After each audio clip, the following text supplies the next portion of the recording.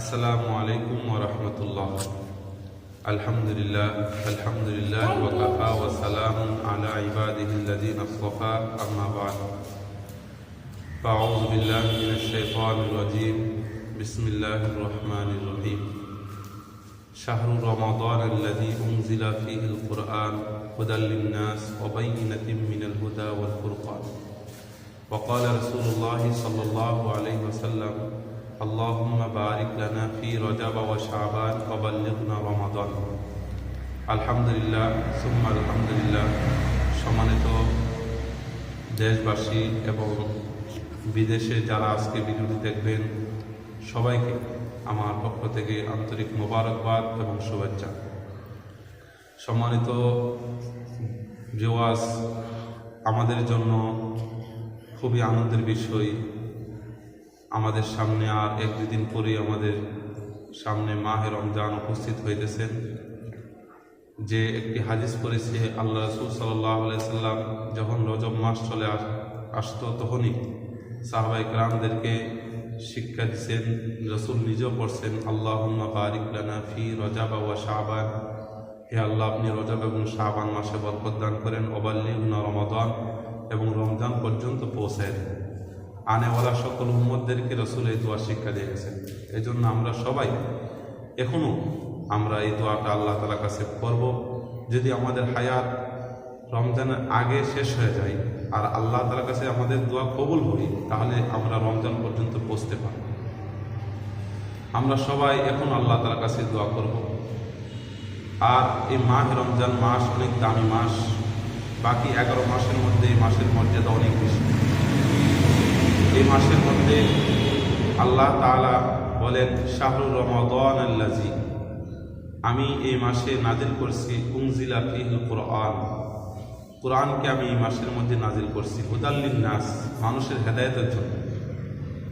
কোরআনুল কারীম যেহেতু এই মাসে নাজিল হয়েছেন, আমরা এই মাস রমজান মাসে আমরা বেশি বেশি করে কোরআন তেলাওয়াত করার চেষ্টা করব, বেশি বেশি করে জিকির করার চেষ্টা করব, নামাজ পড়ার চেষ্টা করব, দান সদকাহ করার চেষ্টা করব। এই মাসে যত ইবাদত বন্দি করবেন আল্লাহ তাআলা তত বেশি কবুল করবেন।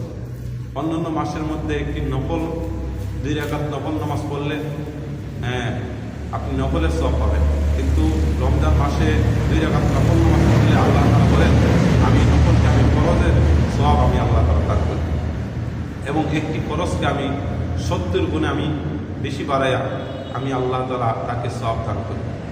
এই জন্য আমরা কোরআনকে বিশেষ করে তেলাওয়াত করব। এই মাসে রমজান মাসে আমাদের সামনে আসতেছে, আমাদের জন্য সুখবর, আমাদের জন্য আনন্দের বিষয়।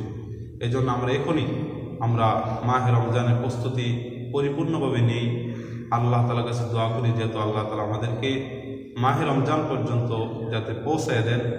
এবং এই মাসে কোরআন নাজিল হয়েছে, কোরআন হলো আরবি ভাষা। কোরআনুল কারীমের মধ্যে যতগুলো আয়াত আছে সবগুলি হলো আল্লাহ তাআলার কথা। আর আল্লাহ তাআলার কথা আমরা সুশুদ্ধ করে পড়ার চেষ্টা করব। আমরা আরবিকে 3 কারণে ভালোবাসবো। আল্লাহ রাসূল বলেন যে, আমি যে দেশে জন্মগ্রহণ করেছি এই দেশের ভাষা আরব দেশ, আরবি ভাষা, এজন্য আমি আরবিকে ভালোবাসি। রাসূল বলেন 2 নম্বর কারণ হলো কবরের মধ্যে সব সওয়াল জবাব হবে আরবিতে, এজন্য আমি আরবিকে ভালোবাসি। কবরের মধ্যে সওয়াল হবে মান রব্বুকা মান দীনুকা মান নাবিয়ুকা, আরবিতে সওয়াল এবং জবাব হবে। এখানে বাংলাতে, ইংরেজিতে, উর্দুতে, ফার্সিতে না, আরবিতে। রাসূল বলেন 3 নম্বর কারণ হলো জান্নাতের ভাষা হবে আরবি। এই জন্য আমি এই 3 কারণে আমি আরবিকে ভালোবাসি। আমরাও যারা মুসলমান আমরা সবাই আরবিকে 3 কারণে ভালোবাসবো, এবং আরবিকে কোরআনুল কারীমকে আমাদের বুকের মধ্যে লাগাইব। আমরা কোরআনুল কারীমকে সম্মান করব, ইজ্জত করব, এবং আমাদের সবাইকে আল্লাহ তাআলা যেন এই কোরআনুল কারীমকে সহিষ্ণু করে পড়ার সে তৌফিক আল্লাহ তাআলা দান করে। আমরা সবাই আল্লাহ তাআলার কাছে দোয়া করব। ওয়া আখিরু দাওয়ানা আলহামদুলিল্লাহি রাব্বিল আলামিন।